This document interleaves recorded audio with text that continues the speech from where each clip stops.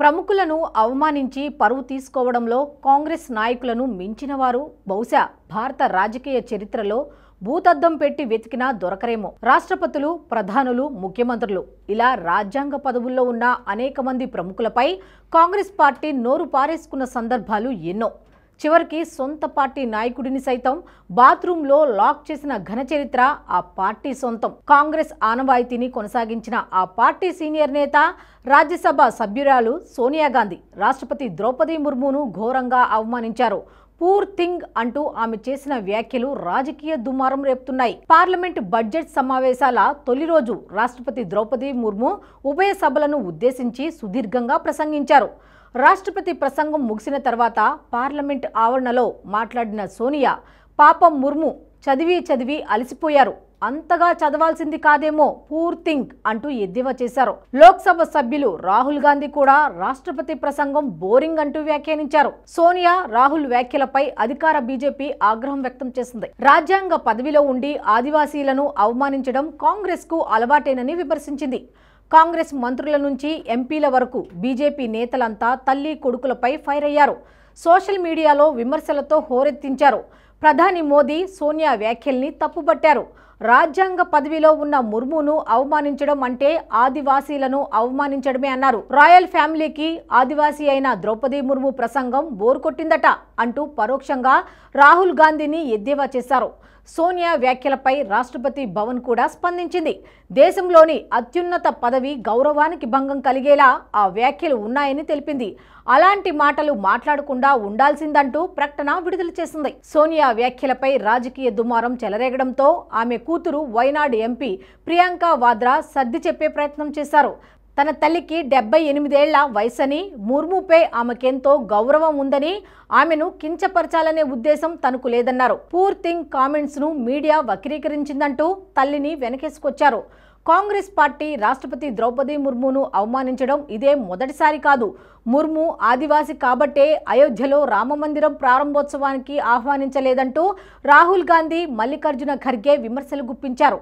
అయితే కొద్ది రోజులకే రాష్ట్రపతి ముర్ము అయోధ్యకు వెళ్లి బాలరాముణ్ణి దర్శించుకున్నారు.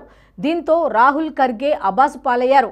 గత ఏడాది రాజ్యాంగ దినోత్సవం సందర్భంగా రాష్ట్రపతి ముర్ము ఉభయ సభలను ఉద్దేశించి ప్రసంగించారు. అప్పుడు ప్రతిపక్ష నాయకుడిగా ఉన్న రాహుల్ గాంధీ ముర్మును కనీసం పలకరించకుండా అవమానించాడు.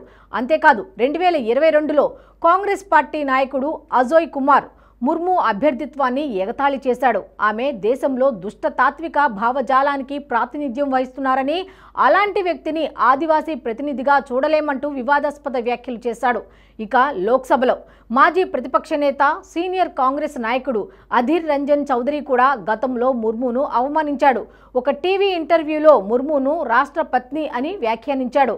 అధీర్ వ్యాఖ్యలపై అప్పట్లో తీవ్ర దుమారం చెలరేగింది. బీజేపీ నాయకులే కాదు, రాజకీయ విశ్లేషకులు, ప్రజాస్వామ్యవాదులు కూడా అధీర్ రంజన్ వ్యాఖ్యలను ఖండించారు. ఒక్క ముర్మునే కాదు, అంతకు ముందు కూడా పలువురు రాష్ట్రపతులు కాంగ్రెస్ నోటి దురుసుకు గురయ్యారు. తమ పార్టీ వాడే అయిన సీనియర్ కాంగ్రెస్ నేత, దివంగత మాజీ రాష్ట్రపతి ప్రణబ్ ముఖర్జీని కూడా హస్తం పార్టీ ఘోరంగా అవమానించింది. రాష్ట్రపతి పదవి నుంచి దిగిపోయిన తర్వాత 2018లో ప్రణబ్ ముఖర్జీ నాగ్పూర్లో జరిగిన ఆర్ఎస్ఎస్ శిక్ష వర్గ్ సమావేశానికి హాజరయ్యారు. కుహానా లౌకికవాదుల సొంత పార్టీ వారు వారించిన ఆయన ఆర్ఎస్ఎస్ సమావేశానికి వెళ్లారు. దీంతో కాంగ్రెస్ పార్టీ నేతలు ఆయనపై విషం చిమ్మారు. ప్రణబ్ ముఖర్జీకి భారతరత్న ఇవ్వకపోయినా ఆయన రాజనీతిజ్ఞతను గుర్తించిన మోదీ ప్రభుత్వం దేశ అత్యున్నత పురస్కారాన్ని ఇచ్చి గౌరవించింది. ఈ విషయంలోనూ కాంగ్రెస్ పార్టీ విమర్శించింది. 2019 ఎన్నికల్లో లబ్ధి కోసమే ప్రణబ్ ముఖర్జీకి భారతరత్న ఇచ్చారంటూ అవమానించింది. తనను గాంధీ కుటుంబం ఏనాడు గౌరవించలేదని ప్రణబ్ ముఖర్జీ స్వయంగా తాను రాసిన ది ప్రెసిడెన్షియల్ ఇయర్స్ 2012-17 పుస్తకంలోనే పేర్కొన్నారు. గాంధీ కుటుంబం అరాచకాలను, కాంగ్రెస్ పార్టీ తప్పిదాలను కూడా ఆ పుస్తకంలో ఎండగట్టారు. భారతదేశంలో రాష్ట్రపతికి ఇవ్వాల్సిన గౌరవ మర్యాదలు స్వాతంత్రం వచ్చిన తర్వాత రాష్ట్రపతులను కాంగ్రెస్ ప్రభుత్వం ఎలా చూసింది వంటి అనేక విషయాలను తన పుస్తకంలో పొందుపరిచారు. దీంతో ప్రణబ్ ముఖర్జీ బతికి ఉండగా ఆ పుస్తకాన్ని బయటికి రాకుండా సాయశక్తులా అడ్డుకుంది కాంగ్రెస్. ఆయన మరణించిన తర్వాత కూడా ఆయన కూతురు శర్మిష్ఠా ముఖర్జీపై ఒత్తిడి తెచ్చింది.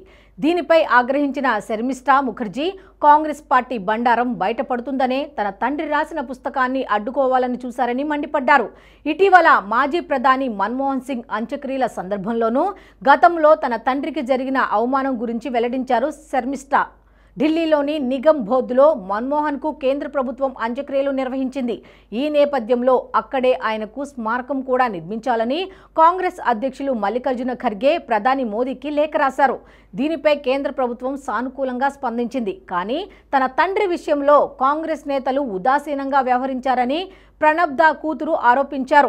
మన్మోహన్ విషయంలో చూపిన శ్రద్ధ, ప్రేమ, గౌరవం దేశానికి రాష్ట్రపతిగా సేవలందించిన తన తండ్రిపై ఎందుకు చూపలేదని ప్రశ్నించారు. కాంగ్రెస్ పార్టీ సీనియర్ నేత, రాజస్థాన్ మాజీ మంత్రి అమీన్ ఖాన్ కూడా అప్పట్లో మాజీ రాష్ట్రపతి ప్రతిభా పాటిల్ను ఘోరంగా అవమానించాడు. మాజీ ప్రధాని ఇందిరాగాంధీకి ప్రతిభా పాటిల్ వంటలు చేసి పెట్టేదని, వంట పాత్రలు శుభ్రం చేసేదని, అందుకే దేశంలో అత్యున్నత పదవి దక్కిందని వ్యాఖ్యానించాడు. త్రివిధ దళాధిపతి అయిన రాష్ట్రపతితో రక్షణ సంబంధిత విషయాలు చర్చించడం ప్రధాని కర్తవ్యం. కానీ అప్పటి రాష్ట్రపతి జ్ఞాని జైల్ సింగ్తో ప్రధాని రాజీవ్ గాంధీతో అలాంటి విషయాలను పంచుకునేవాడు కాదట. రా ఇంటెలిజెన్స్ నివేదికలు తనకు చూపించాలని అడిగినప్పటికీ చూపించకుండా అవమానించేవాడట. ఈ విషయాలను తన ఆటోబయోగ్రఫీ మెమరీస్ ఆఫ్ జ్ఞాని jail Singh 7th president of India పుస్తకంలో స్వయంగా రాసుకున్నారు జ్ఞాని జైల్ సింగ్. రాష్ట్రపతులనే కాదు, ప్రధానులను, ముఖ్యమంత్రులను, చివరికి ఏఐసిసి అధ్యక్షులను కూడా కాంగ్రెస్ పార్టీ ఘోరంగా అవమానించింది. ఆర్థిక సంస్కరణలతో దేశం దిశను మార్చిన దివంగత మాజీ ప్రధాని పివి నరసింహారావును గాంధీ కుటుంబం గాలి కుదిలేసింది. గాంధీ కుటుంబం జోక్యం లేకుండా స్వతహా నిర్ణయాలు తీసుకోవడం పట్ల పీవీపై సోనియా లోలోపల రగిలిపోయేవారట.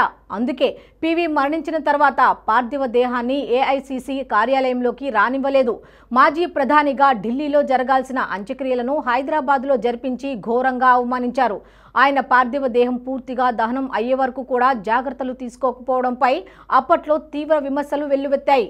ఇందిరాగాంధీ ప్రధానిగా ఉన్న సమయంలో నాటి ఉమ్మడి ఆంధ్రప్రదేశ్ ముఖ్యమంత్రి టంగుటూరి అంజయ్యను ఆవిడ సుపుత్రుడు రాజీవ్ గాంధీ ఘోరంగా అవమానించారు. ఓసారి హైదరాబాద్ పర్యటనలో భాగంగా రాజీవ్ గాంధీ బేగంపేట విమానాశ్రయంలో దిగారట. ఆ సమయంలో కాంగ్రెస్ యువరాజుకు పూలమాల వేసేందుకు అంజయ్య ప్రయత్నించారట. అయితే ఊబకాయుడు కావడంతో ఆయాసపడుతూ పరిగెత్తి వచ్చేసరికి రాజీవ్ గాంధీ పట్టించుకోకుండా వెళ్లిపోయారని చెబుతారు. ఏఐసిసి మాజీ అధ్యక్షులు సీతారాం కేసరికి జరిగిన అవమానం మరీ దారుణం. సోనియా గాంధీని కాంగ్రెస్ పార్టీ అధ్యక్షురాలుగా చేయడం ఏమాత్రం ఇష్టం లేని కేసరి ఏఐసిసి మీటింగ్లో తన అసమ్మతి గళం వినిపించారు. అయినా సోనియా విధేయులంతా ఆమె పేరునే ప్రతిపాదించడంతో సభ నుంచి వెళ్లిపోయారు. ఇదే సమయంలో రెచ్చిపోయిన సోనియా విధేయులు ఆయన ధోతీలాగి ఎగతాళి చేశారు. ఆయనను బాత్రూంలో బంధించి బయట నుంచి తాళం వేశారు. ప్రపంచ రాజకీయ చరిత్రలోనూ ఏ పార్టీ అధ్యక్షుడికి ఇంత ఘోరమైన అవమానం జరిగి ఉండదు. అది కాంగ్రెస్ పార్టీ నైజం. ఈ వీడియో మీకు నచ్చినట్టయితే లైక్ చేయండి, 10 మందికి షేర్ చేయండి. అలాగే కామెంట్ల రూపంలో మీ అభిప్రాయాలను మాతో పంచుకోండి. Nationalist hub group of channels ను సబ్స్క్రైబ్ చేసుకుని తెలుగునాట జాతీయవాద జర్నలిజాన్ని ప్రోత్సహించండి. ఈ వీడియో కింద ఉన్న బెల్ ఐకాన్ పై క్లిక్ చేయడం మర్చిపోవద్దు.